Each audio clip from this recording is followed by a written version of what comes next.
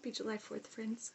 We are reading this morning the Constitution of the United States and the Declaration of Independence.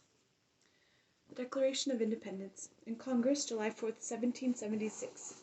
The unanimous declaration of the 13 United States of America.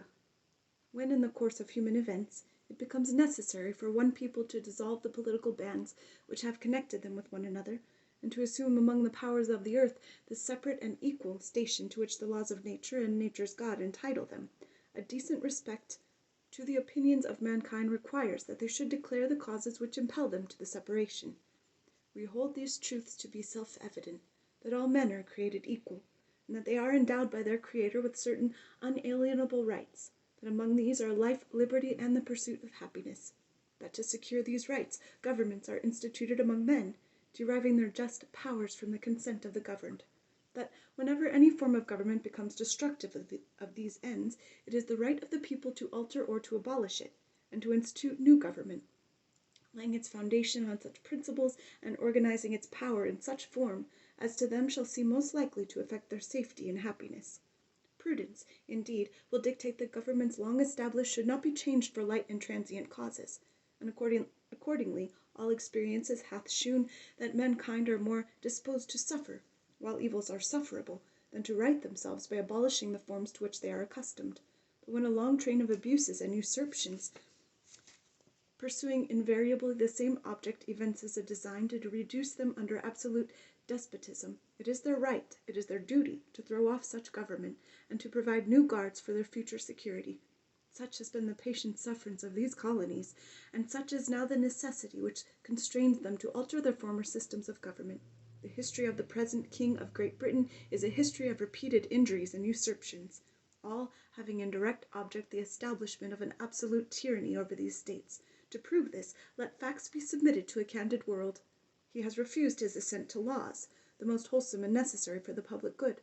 He has forbidden his governors to pass laws of immediate and pressing importance, unless suspended in their operation till his assent should be obtained, and when so suspended, he has utterly neglected to attend to them. He has refused to pass other laws for the accommodation of large districts of people, unless those people would relinquish the rights of representation in legislature, a right inestimable to them and formidable to tyrants only. He has called together legislative bodies at places unusual, uncomfortable, and distant from the depository of their public records, for the sole purpose of fatiguing them into compliance of his measures. He has dissolved representative houses repeatedly for opposing with many firmness his invasions on the rights of the people. He has refused for a long time, after such dissolutions, to cause others to be elected, whereby the legislative powers, incapable of annihilation, have returned to the people at large for their exercise, the state remaining in the meantime exposed to all dangers of invasion from without and convulsions within. He has endeavored to prevent the population of these states, for that purpose obstructing the laws for naturalization of foreigners, refusing to pass others to encourage their migrations hither, and raising the conditions of new appropriations of lands. He has obstructed the administration of justice by refusing his assent to laws for establishing judiciary powers. He has made judges dependent on his will alone for the tenure of their offices and the amount of payments of their salaries. He has erected a multitude of new offices and sent hither swarms of officers to harass other people and eat out their substance. He has kept among us, in times of peace, standing armies without the consent of our legislatures. He has affected to render the military independent of and superior to the civil power. He has combined with others to subject us to a jurisdiction foreign to our Constitution and unacknowledged by our laws, giving his assent to their acts of pretended legislation,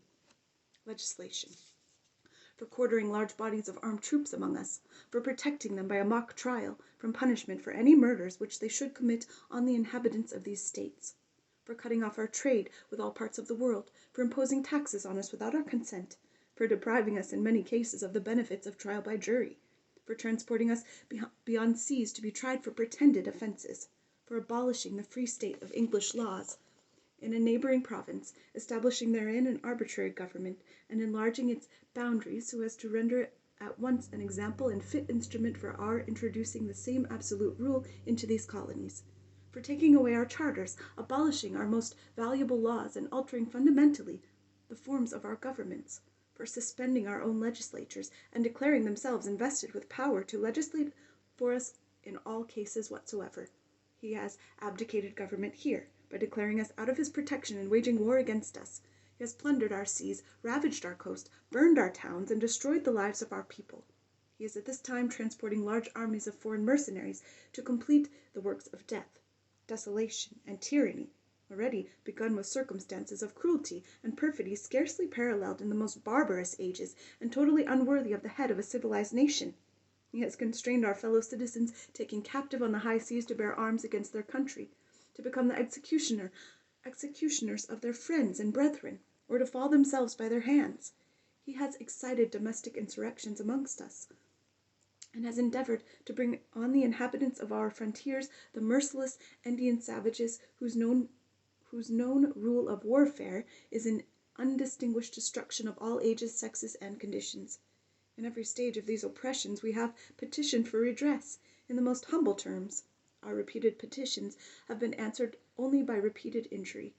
A prince whose character is thus marked by every act which may define a tyrant is unfit to be the ruler of a free people.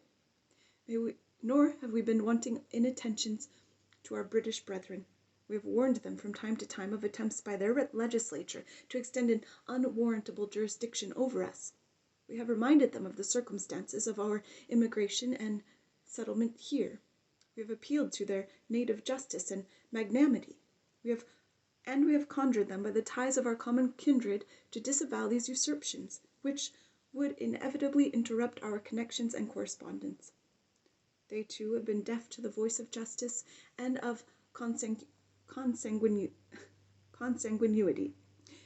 We must, therefore, acquiesce in the necessity which denounces our separation, and hold them, as we hold the rest of mankind, enemies in war, in peace, friends. We, therefore, the representatives of the United States of America, in General Congress, assembled, appealing to the Supreme Judge of the world for the rectitude of our intentions, do, in the name and by the authority of the good people of these colonies, solemnly publish and declare that these united colonies are, and of right ought to be, free and independent states, that they are absolved from the allegiance to the British Crown, and that all political connection between them and the state of Great Britain is and ought to be totally dissolved, and that is free and independent states, and that as free and independent states they have full power to levy war, conclude peace, contract alliances, establish commerce, and to do all other acts and things which independent states may of right do. And for the support of this declaration, with a firm reliance on the protection of divine providence, we mutually pledge to each other our lives, our fortunes, and our sacred honor. Signatures on the Declaration. Connecticut: Samuel Huntington, Roger Sherman, William Williams, Oliver Wolcott. Delaware: Thomas McKean, George Reed, Caesar Rodney. Georgia: Button Gwinnett, Lyman Hall, George Walton. Maryland: Charles Carroll of Carrollton, Samuel Chase, William Paca, Thomas Stone. Massachusetts: John Adams, Samuel Adams, Elbridge Gerry, John Hancock, Robert Treat Paine.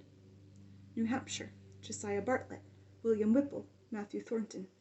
New Jersey: Abraham Clark, John Hart, Francis Hopkinson, Richard Stockton, John Witherspoon. New York: William Floyd, Francis Lewis, Philip Livingston, Lewis Morris. North Carolina: William Hooper, Joseph Hughes. Pennsylvania: George Clymer, Benjamin Franklin, Robert Morris, George Ross, John Morton, Benjamin Rush, James Smith, George Taylor, James Wilson. Rhode Island: William Ellery, Stephen Hopkins. South Carolina: Thomas Hayward Jr., Thomas Lynch Jr., Arthur Middleton, Edward Rutledge. Virginia: Carter Braxton, Benjamin Harrison, Thomas Jefferson, Francis Lightfoot Lee, Richard Henry Lee, Thomas Nelson Jr., George Wythe.